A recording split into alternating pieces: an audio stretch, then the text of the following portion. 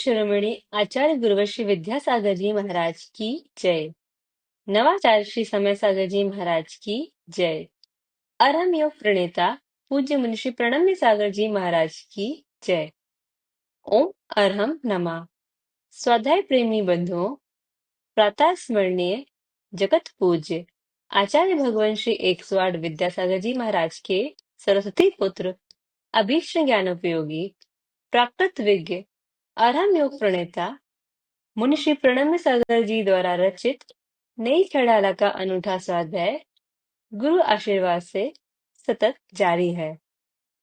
हमने अब तक 2 ढालों को पूर्ण कर लिया है। प्रथम ढाल में हमने पंच परावर्तन एवं मनुष्य आयु की दुर्लभता का वर्णन जाना और द्वितीय ढाल के माध्यम से सम्यक दर्शन के विशेष गुणों, महिमा और उसकी रक्षा कैसे करे को समझा। अब तृतीय ढाल में हम 14 गुण स्थानों का वर्णन जानेंगे। गुणों के स्थान को गुणस्थान कहते हैं, जो हमारे श्रद्धा गुण की उत्तरोत्तर वृद्धि पर निर्भर करता है। इनके ज्ञान से डरना नहीं चाहिए। सभी भव्य जीवों को इन गुण स्थानों के बारे में जानकारी अवश्य होनी ही चाहिए। तो आइए जानते हैं 14 गुण स्थानों को नई छह ढाला की तृतीय ढाल की कक्षा के माध्यम से। तीन लोक में चार हैं, मंगल शरण व श्रेष्ठ, अरहत सिद्ध व साधुगण, धर्म जैन जग ज्येष्ठ। तीर्थंकर जिन देव की, जिन वाणी को ध्याय, सार्वधर्म संक्षेप से कहूँ चित्त हुलसाय। देवादिदेव श्री पार्श्वनाथ भगवान की, वर्तमान शासन नायक श्री महावीर भगवान की, परम पूज्य आचार्य गुरुवर श्री विद्यासागर जी महाराज जी की। त्रस्थावर हिंसा से विरति, पंच महाव्रत धारी, तीव्र चतुर्थ कसाय उदय में, हो प्रमाद की बारी। वे गुण थानक मुनिवर, उत्तम पात्र बने हैं, मंद कषाय उदय गुण सप्तम दपने हैं। यह 11वें छंद के बारे में आपको कल बताया था और यह 12वां छंद है, जिसमें मुनि महाराज के 6वें 7वें गुण स्थान के बारे में बताया गया है। जब शुभोपयोग बढ़ता है तो सम्यक दर्शन के साथ में वह शुभोपयोग व्रतों के माध्यम से बढ़ता है। जब देश व्रत लेता है, थोड़ा संयम आ जाता है, थोड़ा व्रत लेता है, और उस थोड़े व्रत के साथ में भी उसकी शुभोपयोग की वृद्धि, जैसे जैसे उसकी प्रतिमाओं की वृद्धि होती चली जाती है, वैसे वैसे उसके शुभोपयोग की वृद्धि भी होती जाती है। यह देश व्रत नाम का 5वां गुण स्थान कल आपको बताया था। आज यह त्रस्थावर हिंसा से विरति पंच महाव्रत धारी। जो पंच महाव्रत धारी जीव होते हैं वो त्रस हिंसा से भी विरत रहते हैं और स्थावर हिंसा से भी विरत रहते हैं। किसी भी तरह के पृथ्वी, जल, अग्नि, वायु, वनस्पति आदि की जो हिंसा है, वह हिंसा भी उनके लिए संकल्प पूर्वक त्याग करने में आ जाती है। जब वह संकल्प के साथ हिंसा का त्याग हो जाता है तो फिर वह अपने लिए भी किसी भी तरह का काम करने के लिए वह कोई भी हिंसा का कार्य नहीं करते हैं। अपने लिए का मतलब, अपने लिए उन्हें कोई भी तरह का जल चाहिए, भोजन चाहिए, कोई भी तरह की भूमि आदि पर बैठना है, तो वह कोई भी चीज उनके लिए उपलब्ध तो हो सकती है, लेकिन वह उसके मालिक नहीं हो सकते। इसीलिए श्रावक जो केवल त्रस हिंसा का त्यागी होता है, वह स्थावर हिंसा अपने लिए करता है, तो उसी में वह मुनि महाराज के लिए भी सहयोगी बन जाता है कि जो भोजन पान आदि वो बनाता है, तो वह मुनि महाराज के लिए भी वह भोजन पान आदि प्रदान करके उनके लिए जो उनका महाव्रत है उसके पालन में सहयोगी बन जाता है। क्योंकि अग्नि जलेगी, किसी भी तरह के वस्तुएं होंगी, उनका संशोधन होगा, छानना बीनना कुछ भी होगा, लाना ले जाना कुछ भी होगा, रखना होगा, तो उसमें जीवोत्पत्ति की सब संभावनाएं रहती हैं, जीव घात भी होते हैं। जब आप कोई भी चीज है छानते हैं बीनते हैं तो उसमें जीव जंतु भी निकलते हैं। तो वह इस तरह की कोई भी प्रक्रिया वह मुनि महाराज अपने लिए नहीं करते, क्योंकि उनके लिए स्थावर हिंसा का भी त्याग हो गया। उनके लिए एक बार भोजन पानी की आवश्यकता है, वो श्रावक अपने आरंभ के साथ में उनकी पूर्ति कर लेता है। और वह मुनि महाराज को कुछ भी अपने पास में भोजन की वस्तुएं और भी कोई पानी आदि की वस्तुएं अपने पास में रखने की कोई आवश्यकता नहीं पड़ती। जल वगैरह गर्म करना है, वो भी श्रावक गर्म करके उनके कमंडलों में भर देता है, जिसके माध्यम से उनके दिन भर का काम चल जाता है। और इस तरह से उन्हें खुद नहीं कुछ करना पड़ता कि वह खुद आरंभ करें, कि अग्नि जलाएं, कि गर्म करें, कि वो पानी छाने।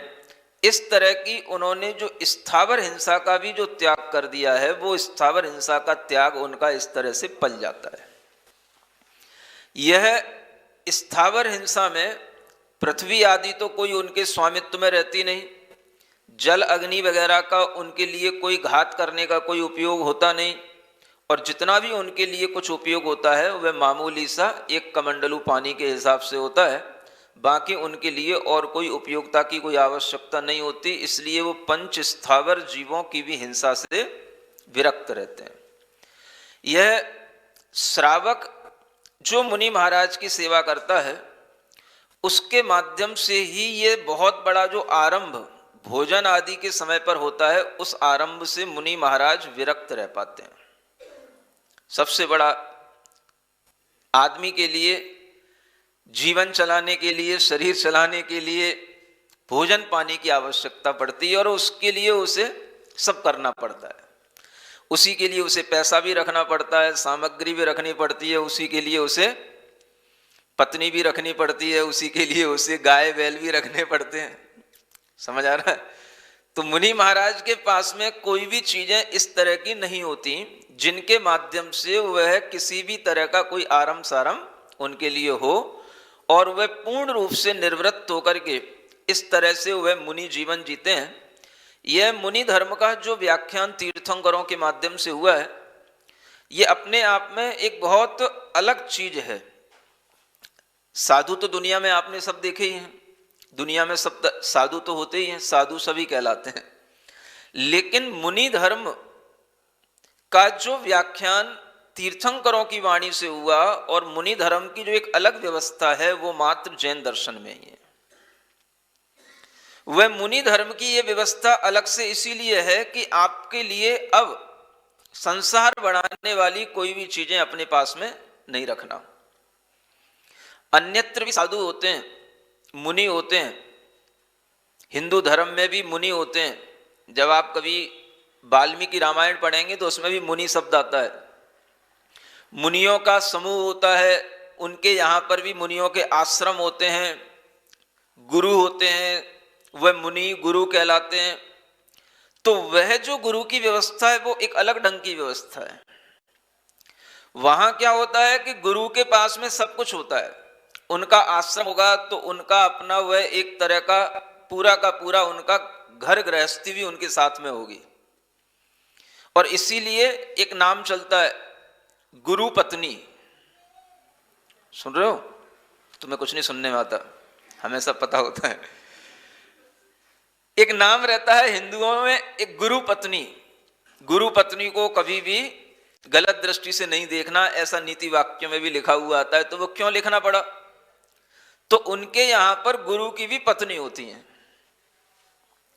जो वहां पर साधु रहते हैं वो साधु भी अपने पास में स्त्रियां रखते हैं, उनके भी बच्चे होते हैं, उनकी भी कन्याएं होती हैं, और उन कन्याओं का नाम मुनि कन्या तक लिखा जाता है। कौन सी कन्या? हाँ, माने मुनि की कन्याएं हैं वो। तो वो मुनि और ये आपके जैन दर्शन के मुनि, इन्हें एक नहीं मान लेना। शब्द तो यही लिखे जाते हैं, सब जगह साधु शब्द सबके लिए प्रयुक्त होता है। कई लोग नमो लोए सब साहुड़म कहते हैं तो बड़े उदार दृष्टि के होते हैं, विशाल दृष्टि की बातें करते हैं। तो देखो तुम्हारे नमोकार मंत्र में क्या लिखा है? लोक के सर्व साधुओं को मैं नमस्कार करता हूं। फिर आप भेद भिन्नता क्यों करते हो कि ये मुनि महाराज हैं, ये साधु हैं, ये नहीं है, इनके पास में पत्नी है, इनके पास में बच्चे हैं, तो क्या हो गया? साधु तो ये भी हैं। जब पत्नी रखी जाएगी तो एक कुटिया भी बनानी पड़ेगी, उसमें रहने के लिए उसको जगह भी देनी पड़ेगी, उसके लिए फिर एक तरह से खाने पीने की चीजें भी रखी जाएंगी, सब्जियां, गेहूं आदि सब चीजों की व्यवस्थाएं रखनी पड़ेंगी, दूध पानी आदि सब व्यवस्था करने के लिए गाय बैल भी रखने पड़ेंगे। धीरे धीरे सब कुछ वो एक छोटी सी गृहस्थी बन जाती है, बनी रहती है, फिर भी वो साधु कहलाते हैं। इस तरह की साधु की परंपरा अन्यत्र सर्वत्र सभी धर्मों में मान्य है, चलती है। एकमात्र जैन दर्शन ऐसा है जिसमें साधु के पास में कुछ नहीं होना, न साधु की पत्नी होना, न साधु के बच्चे होना। समझ आ रहा है? न साधु की कोई गैया होना, न साधु का कोई भी प्रॉपर्टी होना, यहां तक कि कोई भी उनके हाथ में मोबाइल भी नहीं होना, मैसेज और किसी भी तरह का बैंक बैलेंस भी नहीं होना, कोई भी तरह का उनके पास में ये परिग्रह नहीं होना। इस तरह की व्यवस्था केवल जैन दर्शन के अंदर साधु की है। और जो कुछ भी उन्हें अपना थोड़ा सा जीवन चलाने के लिए भोजन पानी की आवश्यकता है, उसके लिए भी वो पर घर में जाकर के आहार करें। अपने घर में अपने स्थान पर कुछ अपने मन का न बनाए न बनवाए। जो दूसरे के घर पर गए, दूसरा जो दे दे, जिस तरह का जो भी उसने अपने मन से जो बनाया हो उसी को ले लेना। ऐसा नहीं कि हमें तो यही चाहिए था, तुम तो ये बनाते ही नहीं हो। समझ आ रहा है? इस तरह की कोई भी डिमांड उसके लिए नहीं होती। इतनी निवृत्ति के साथ में जो साधु रहता है उसे जैन मुनि कहा जाता है, उसको जैन साधु कहा जाता है। दूसरे लोग जब जैन साधु की चर्या नहीं समझते हैं तब जाकर के वह इस तरह की बातें करते हैं कि भाई नमो लोए सब साउडम, सभी को एक जैसा नमस्कार करना, एक जैसा भाव रखना। ये विचार आप लोगों के अंदर आना चाहिए कि नमो लोए सब साउडम में जो साधु हैं वो जितेंद्रीय साधु होते हैं, जिन भगवान के रूप में ही वह निर्ग्रंथ रहने वाले, नग्न रहने वाले, सब प्रकार के पापों का त्याग करने वाले, वस्त्र आदि परिग्रह से जो रहित होते हैं, उन्हीं साधु को नमो लोए सब साउडम में नमस्कार किया जाता है। आप ले वाला हो कोई भी ऐसे हो, उन सबको नमस्कार करने में आप तो क्या, हम भी नमस्कार करेंगे। किसी भी जाति के हो कोई फर्क नहीं पड़ता, लेकिन आचरण एक जैसा होना चाहिए। वस्त्र आदि का त्याग, परिग्रह का त्याग, ज्ञान पूर्वक सम्यक चारित्र का पालन, ये आचरण की जो पद्धति है, ये जो 28 मूल गुणों की चर्या है जो आत्मा की विशुद्धि के लिए, वो एक जैसी होनी चाहिए। वो किसी भी जाति का साधु बन सकता है, लेकिन साधु बनकर के ही वो साधु कहलाएगा। ऐसा नहीं कि आप अपनी गृहस्थी पाल रहे हैं, आप मुनि पत्नी रखे हुए हैं और मुनि कन्याएं हो रही हैं और हम आपके लिए कहें कि नमो लोए सब साउडम, ऐसा नहीं होता। ये ज्ञान सबके अंदर होना चाहिए। ये ज्ञान नहीं होने के कारण से इस तरह की बातें आती हैं सामने, और लोग उनको स्वीकार भी कर लेते हैं जिन्हें ज्ञान नहीं होता। तो नमो लोए सब साउडम में जो साधु हैं वो कौन साधु हैं? जैन नहीं कह रहा मैं उनके लिए, वो निर्ग्रंथ साधु है। साधु का मतलब होता है निर्ग्रंथ होना, ग्रंथ होने का, ग्रंथ से रहित होना। मतलब ये होता है पाप से रहित होना, आरंभ परिग्रह से रहित होना। ये विचार एक जैसा जब होगा तो वो साधु की विचारधारा में आएगा। साधु का मतलब साधु ही होना चाहिए।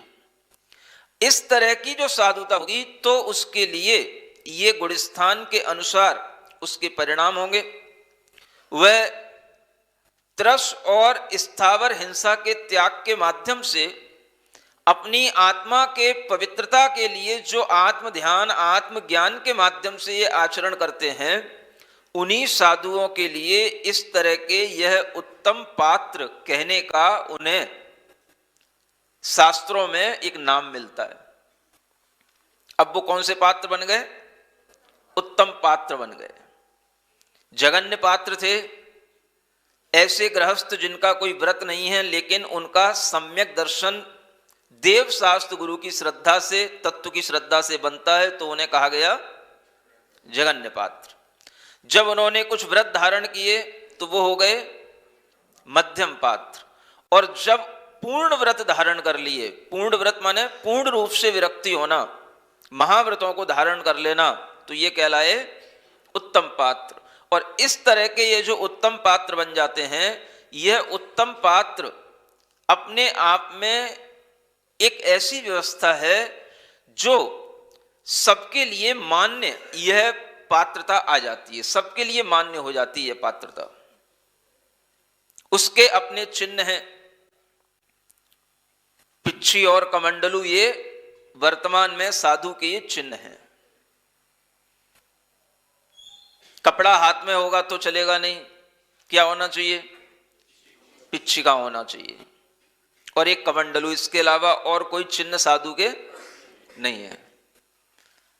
अगर कुछ आवश्यकता है तो बस आप शास्त्र पढ़िए, लेखन करिए, पाठन करिए, पठन करिए। इसके अलावा और कोई आपके लिए आवश्यकता की चीजें जरूरी नहीं है।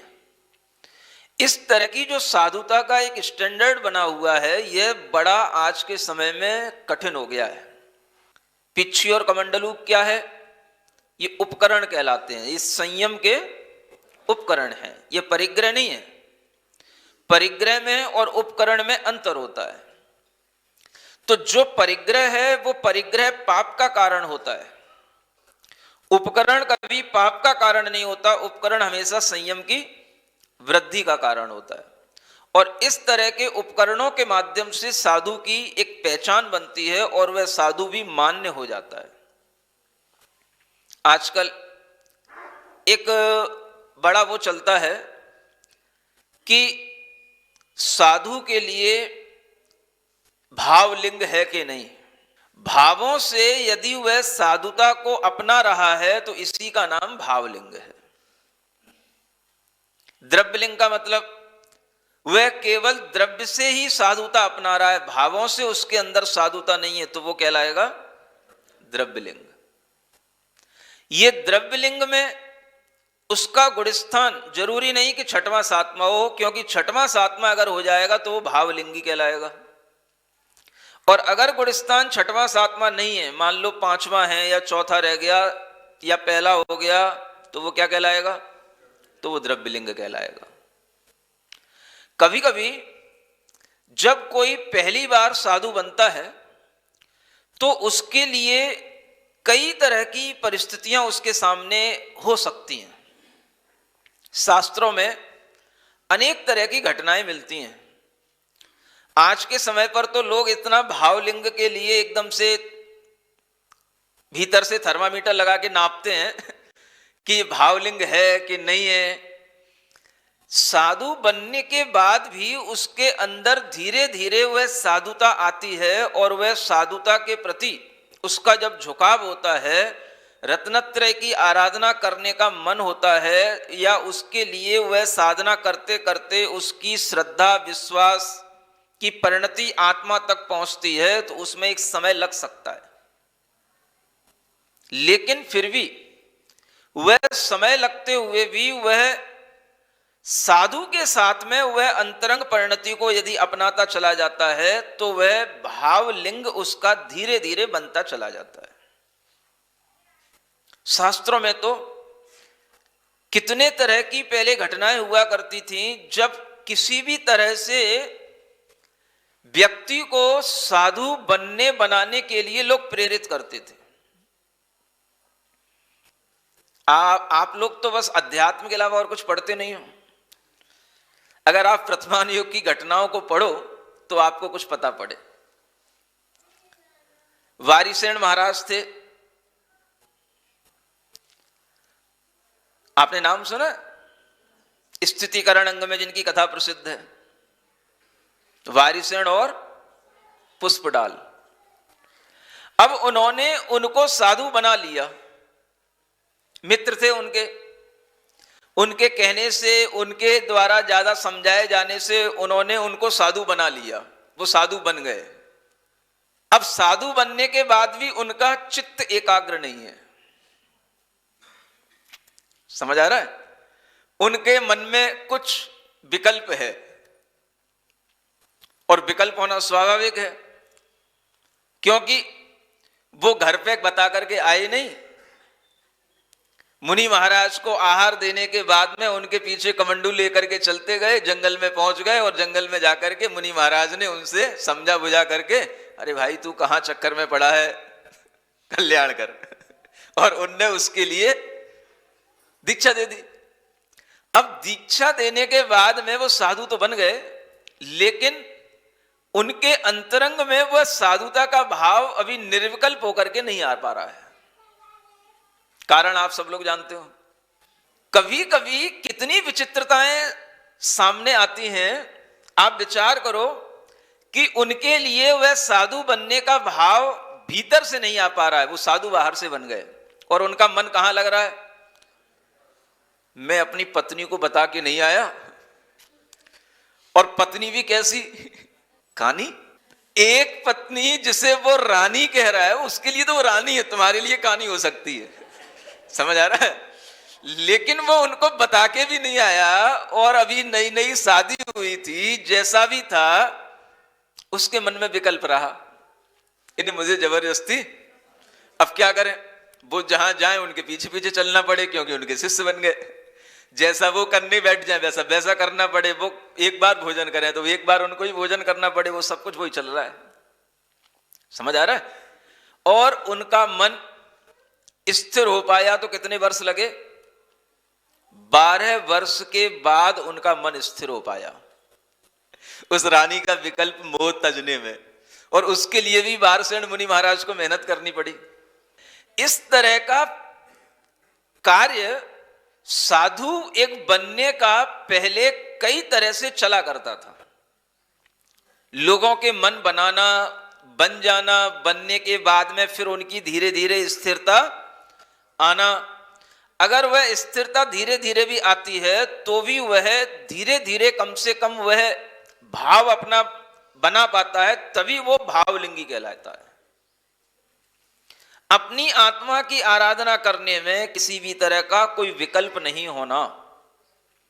और कई किस्से तो बड़े ऐसे इंटरेस्टिंग लगते हैं कि आप कभी सोच भी नहीं सकते कि ऐसा भी हो सकता है।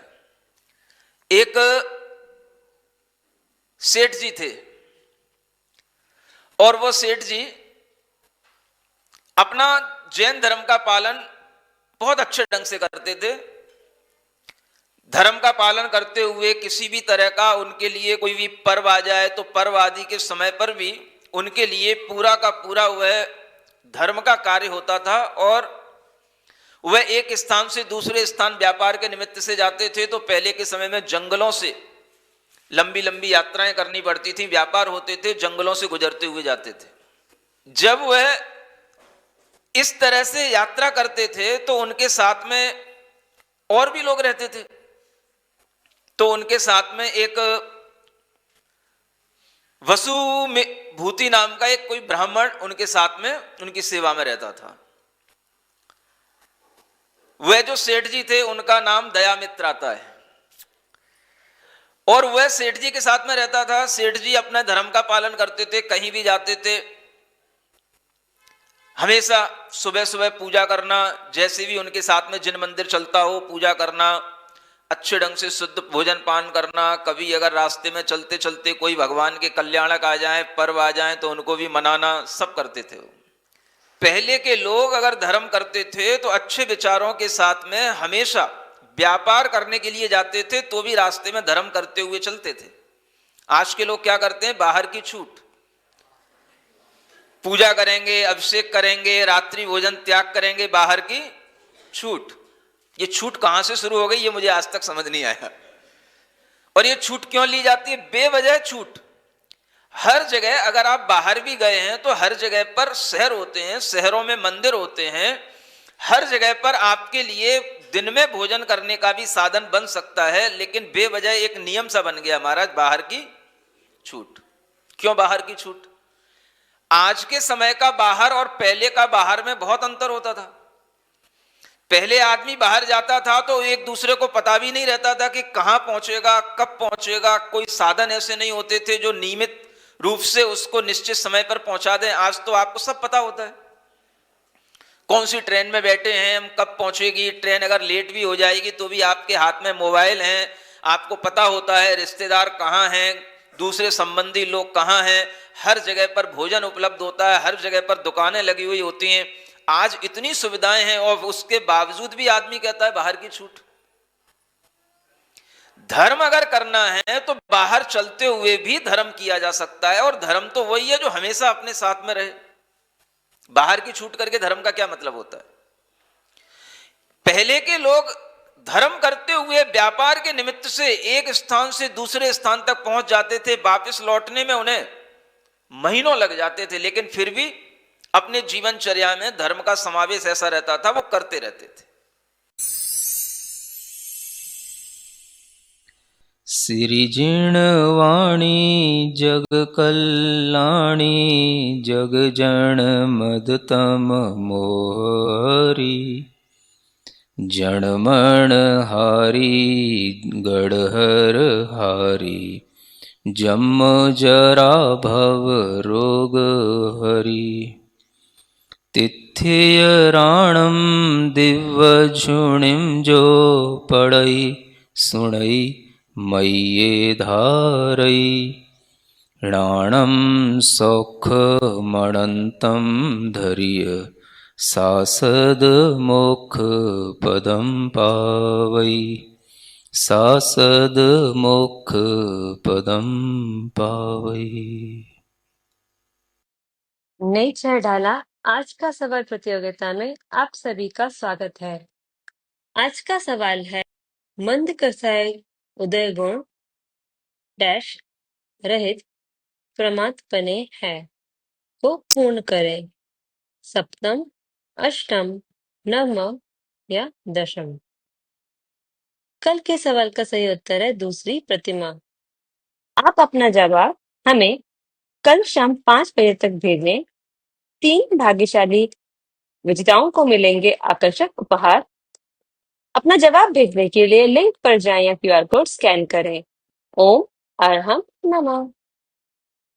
तृतीय ढाल में 14 गुण स्थानों का वर्णन है। भव्य जीवों के लिए 14 गुण स्थानों का ज्ञान होना बहुत अनिवार्य है। लोग गुण स्थानों के ज्ञान से डरते हैं। इस तृतीय ढाल के माध्यम से आप 14 गुण स्थानों की पूर्ण जानकारी बहुत सरलता से ग्रहण कर सकते हैं। निश्चय से सब जीव शुद्ध हैं, एकेंद्रिय या सिद्ध विधि व्यवहार बताता किस विध संसारी हो सिद्ध। योग कषायों के ही कारण आत्म के परिणाम तिनको ही गुण थान कहो है 14 संख्य प्रमाण। ज्यों कोई ज्वरवान पुरुष को सब कुछ कड़वो लागे, त्यों मिथ्या दृष्टि जीवन को जिनवर वचन न भावे। प्रथम कहो तेन मैं मिथ्यात्व, पंचभेद और आनो। एकांतिक विपरीत विनय सह, संशय ज्ञान बखानो। दो नय में एक ही को माने, सो एकांती कहावे। केवली कवला हार बतावे, वह विपरीत रहावे। वैनेयिक कह सब देवन को, और गुरुजन को मानो।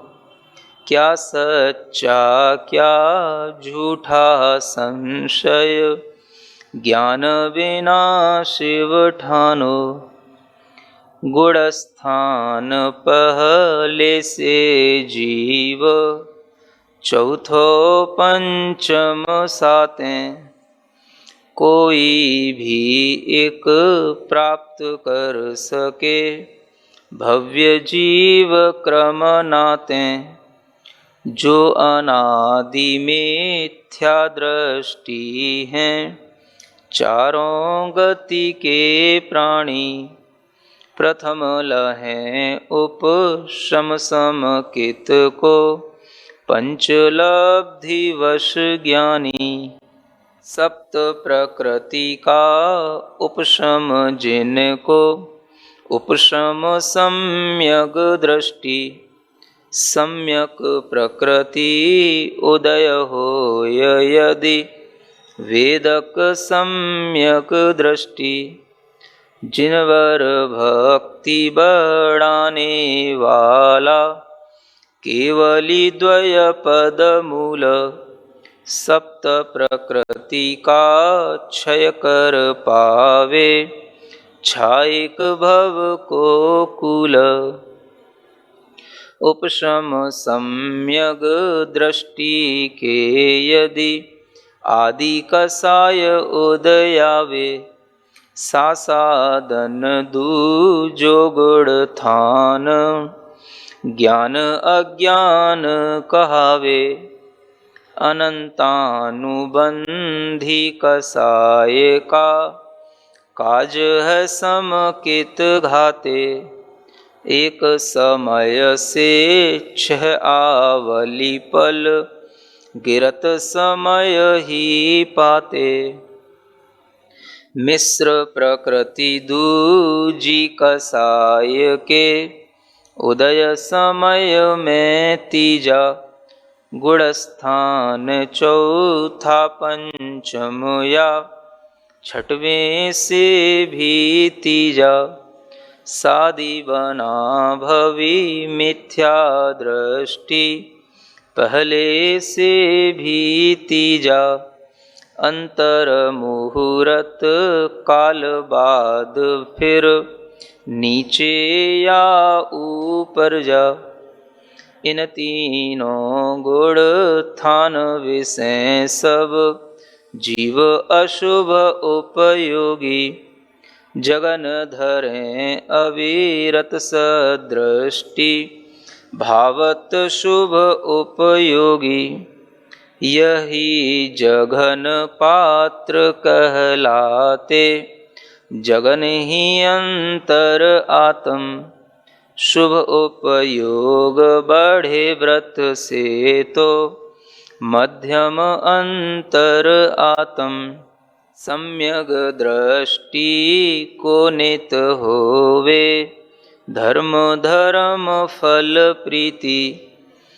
यह संवेग तथा निर्वेद, भवतन भोग विरक्ति। आत्म साक्षी का मैं अघनिंदा, गरहा गुरु से कंपा। उपशम भाव क्षमा परिणाम, सर्व प्राणी अनुकंपा। रत्नत्रय धारी में भक्ति, साधर्मी से नेह, 8 गुणों के पालन से ही सम्यग दर्शन लेह। चौथे से पंचम सप्तम जा, आदि तीज आ जावे। लघु मुहूर्त 66 33, सागर काल रहावे। 12 व्रत धर त्रस हिंसा तज, थावर घात न कीजे। देश विरति पंचम गुण ठानक, संयम रति निज लीजे। असंख्यात गुण श्रेणी प्रतिपल, विधि निर्जर को पावे। मध्यम अंतर आत्म सोही, मध्यम पात्र कहावे। त्रसथावर हिंसा से विरति, पंच महाव्रत धारी। तीव्र चतुर्थ कसाय उदय में, हो प्रमाद की वारी। 106वें गुण थानक मुनिवर, उत्तम पात्र बने हैं। मंद कसाय उदय गुण सप्तम, रहित प्रमाद पने हैं। होय प्रवृत्ति भी सप्तम में, शुभोपयोगी होते। मध्यम अंतर आत्म भीवे, ध्यान विना विधि खोते। निज आत्म में लीन मुनीश्वर, शुद्धोपयोग लहावें।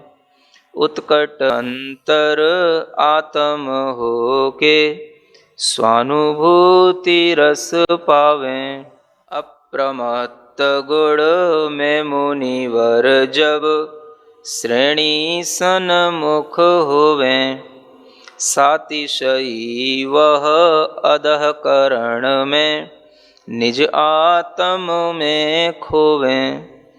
मोहनीय कर्मों का उपशम, उपशम श्रेणी कहावे। जिस विध कर्मों का क्षय होता, छपक श्रेणी मढ़ जावे। होय अपूर्व विशुद्ध भाव जहाँ, ठाण अपूर्व करण है। अनिवृत्ति परिणाम जहाँ है, नवमा ठाण चरण है। सूक्ष्म लोभ ही शेष बचा ज्यों, कौसुंभी पट लाली। सूक्ष्म सांपराई 10वें गुण, अंतिम राग प्रणाली। होय सभी उपशांत कसायें, सो 11वां ठाणो। नष्ट हुई यदि सकल कसायें, छीड़ मोह वह जानो। घाती कर्मों के क्षय से फिर, केवल ज्ञानी सयोगी। 13वें में योग नाश से, केवली होय अयोगी।